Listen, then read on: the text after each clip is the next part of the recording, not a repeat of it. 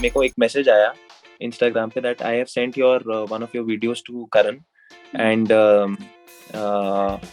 Let's hope he likes it. So like who Karan, मतलब how would I know it's Karan Johar. मतलब होगा कोई करण वरण. मैं उसमें भी बड़ा खुश, चलो यार कोई मेरी वीडियो को इधर उधर भेज रहा है. हो महफिल में तेरी हम ना रहे तो गम तो नहीं है, गम तो नहीं है. अंधेरा तेरा मैंने ले लिया, मेरा उजला सवेरा तेरे नाम किया. चन्ना मेरे आ चन्ना मेरे आ चन्ना मेरे आ बेलिया ओ बिया. मैंने सोचा ना था एक दिन यारा मेरा बनेगा तू. जब तक सांसें हैं है ये वादा दिल में रहेगा तू. मैंने सोचा ना था एक दिन यारा मेरा बनेगा तू. जब तक सांसें है ये वादा दिल में रहेगा तू.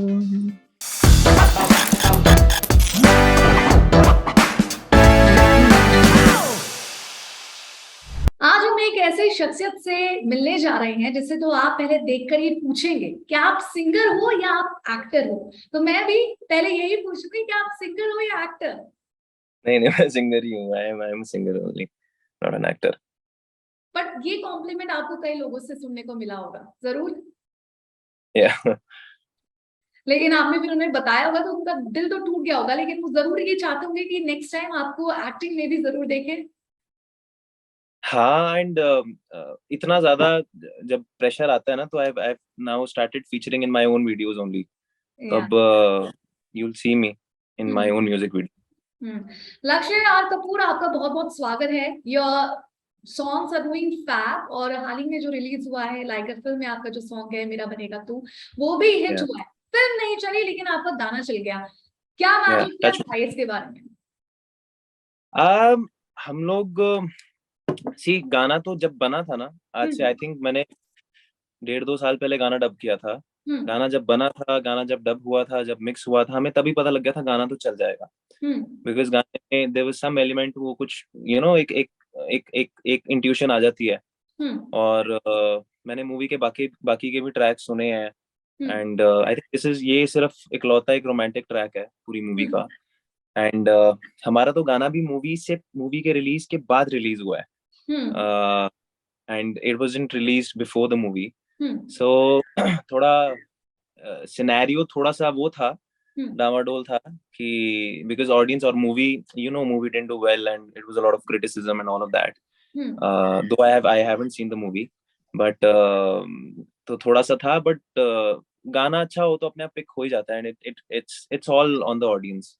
एंड अभी भी इट्स पिकिंग अप. धीरे धीरे इंस्टाग्राम पे ग्रो कर रहा है, यूट्यूब पे ग्रो कर रहा है. It's growing everywhere. Touch wood. Yes. अच्छा लक्ष्य, ये सब जानना चाहेंगे कैसे आपने एक बिजनेस टाइकून से अपनी जर्नी सिंगिंग में शुरू की. सो ऑनेस्टली सिंगिंग कभी मैंने as as profession, as as a career कभी सोचा ही नहीं था कि मैं करूंगा. बिकॉज बहुत बचपन में मैंने थोड़ा सा सीखा था. एंड उसके बाद मुझे लगा कि जब मैंने देखा कि स्पेशली इंडिया में there is so much talent, एक से एक इतने अच्छे गायक बैठे हैं, इतने अच्छे सिंगर्स बैठे हैं, तो लाइन बहुत लंबी लगी मुझे लगा यार यहाँ से तो आगे पहुंचना बहुत मुश्किल है. So and so I just kept it as a hobby, as a passion, as a hobby. और तो मैंने बिजनेस में अपना I started working towards that. I dropped out of college from a very nice college and I started my own business. It was an extension, मेरे dad के business की extension थी. But मैंने अपने तरीके से उसको मोल्ड किया, न्यू डिविजन्स एक्सप्लोर की.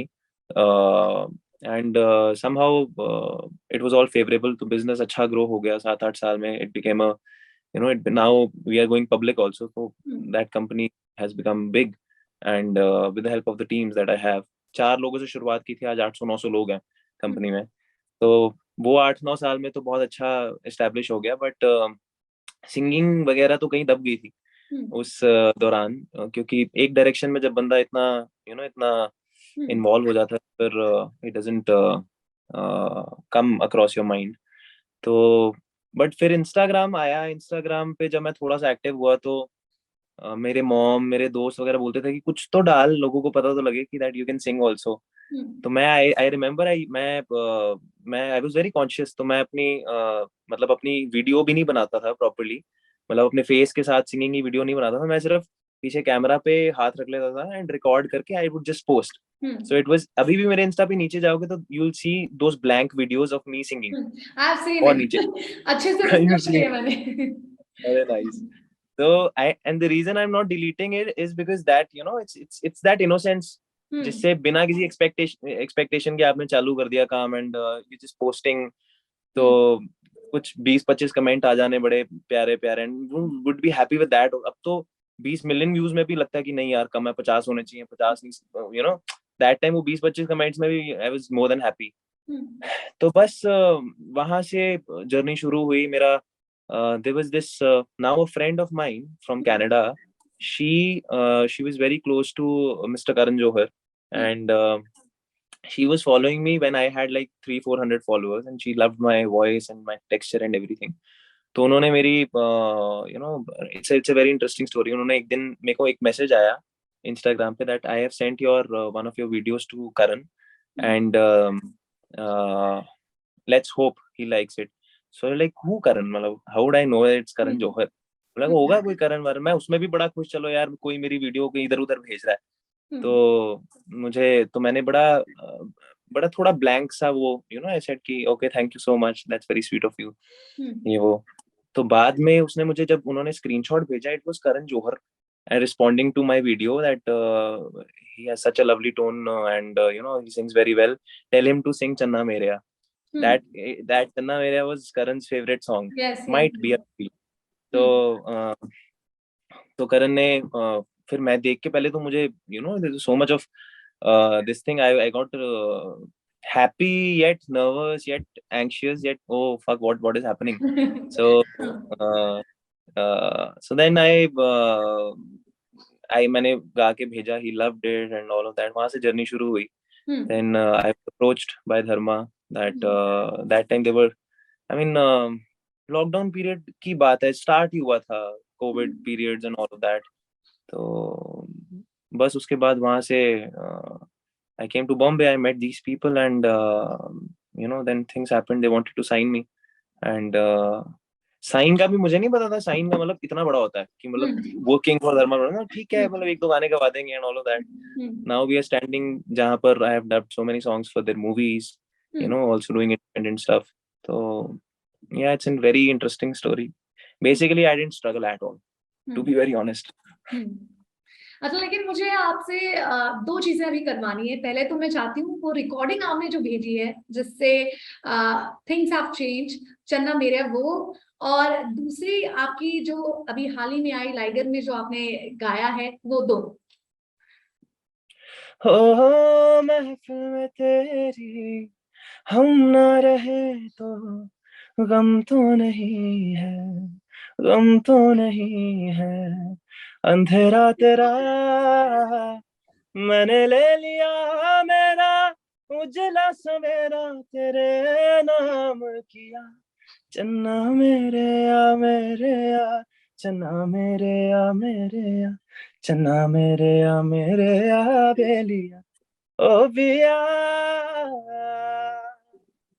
मैंने सोचा ना था एक दिन यारा मेरा बनेगा तू, जब तक सांसें हैं है ये वादा दिल में रहेगा तू।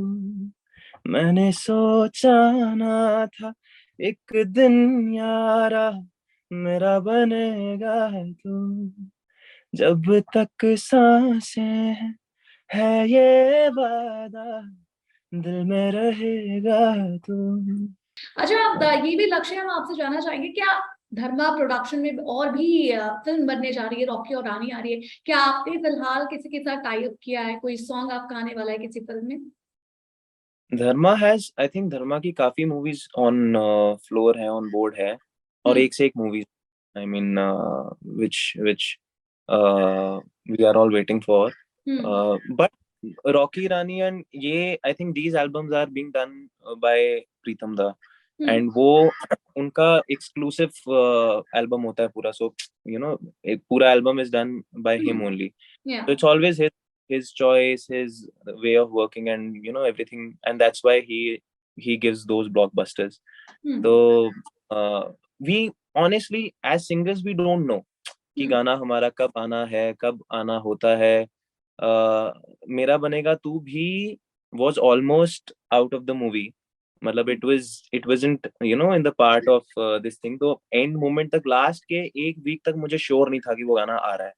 हम्म इट्स बॉलीवुड में अब ये चीजें ऐसी हैं, बिकॉज एडिट्स होते हैं, कभी हम्म कभी सिचुएशन में नहीं बैठता, कभी कभी बिकॉज कई बार ऐसा होता है, सॉन्ग्स का बैंक अलग होता है, पूरा मूवीज का बैंक अलग होता है, you need to fit a certain song to a certain taste. Hmm कभी कभी सिंगर का voice doesn't suit actor that much, so many parameters.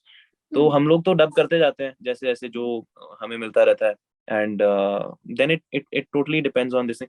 मतलब जब आपको पता लगेगा कि कोई गाना आ रहा है, तभी हमें भी पता लगेगा कि वो गाना आ रहा है. And that's something interesting I'm hearing कि वेरी शूट हो इंटरेस्टिंग. गया है, लेकिन लास्ट तक ये था नहीं कि पता. गाने रिलीज होगा कि नहीं. या तो या इट्स फाइन. इससे चांसेस बढ़ भी जाते हैं गाना आने के, एंड हम्म कम भी हो जाते हैं at the same time, but जो भी आ रहा है जो भी हो रहा है, इट्स ऑल ब्लेसिंग. तो there is no point this thing. So Lakshya, मैं ये भी जानना चाहूंगी कि आपको पता है कि करण जौहर के ऊपर हमेशा वो टारगेट में रहते हैं और लोग उन्हें फ्लैग बेरर ऑफ नेपोटिज्म के नाम से जानते हैं और तरह तरह के नाम दिए हुए हैं. तो you coming as an outsider और आपको चांस दिया गया है, क्या कहना चाहोगे इस पर? सी, मैं तो मतलब आई ऑनेस्टली आई डोंट, मैंने बहुत फॉलो नहीं किया बॉलीवुड को अपने लाइफ स्पैन में, एज इन कि मैं ऐसा कोई, I will be very honest, मैं बहुत बॉलीवुड बफ नहीं हूँ, मैं बहुत मूवीज नहीं देखता, मेरा बहुत कम लाइब्रेरी है मूवीज देखने का भी. एंड तो ये सारी चीजें तो तब थोड़ा ज्यादा पता लगनी चालू हुई जब आपने काम करना चालू किया, फॉलो करना चालू किया, यू स्टार्टेड नोइंग कि अच्छा ये न्यूज दिस एंड दैट. पर मेरा एक्सपीरियंस जो है, मैं तो उसके हिसाब से कह सकता हूँ, और मैं इंटरनली बताता हूँ, करण जौहर की एक आदत, he will never, you will see him, he will never, he will never boast about the good things that he does, hmm and very few people know. हम्म धर्मा में there are nepotism अपनी तरफ है, I mean there are so many directors जिनको उन्होंने chance दिया है, new people not from industry, who are making good stuff, who are making big movies, nobody will talk about that.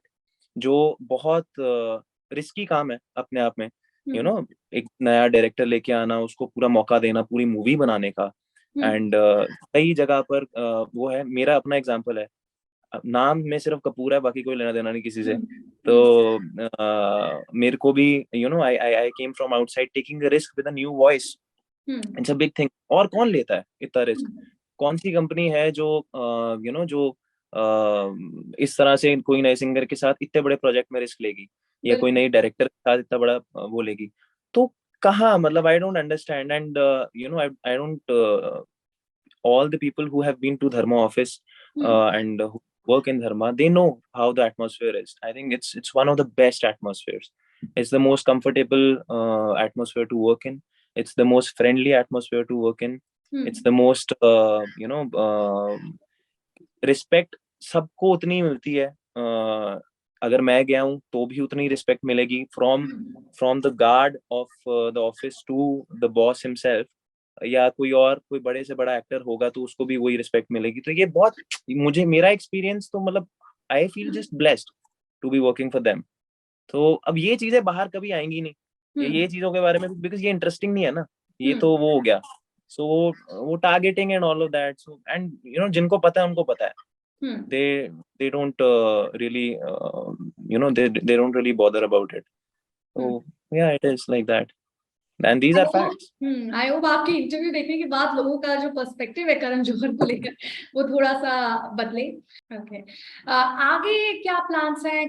कौन सी album आप बना रहे हैं? कोई सिंगिंग को लेकर आपके प्लान्स हैं या एक्टिंग करियर में आप घुसने वाले? तो हमें कुछ अपडेट दे दीजिए। नहीं, next we are next month only हम लोग we are coming with a very very beautiful song.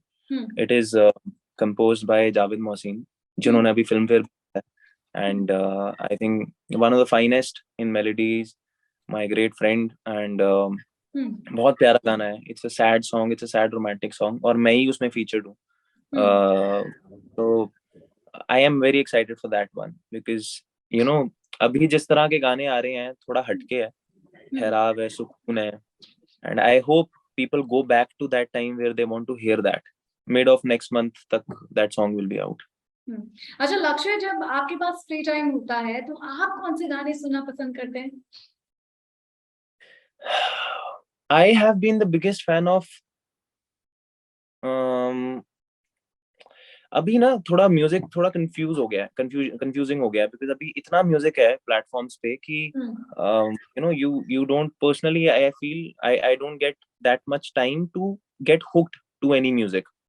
मतलब कुछ ना कुछ चेंज चलता ही रहता है, सो इट्स वेरी टेम्पररी.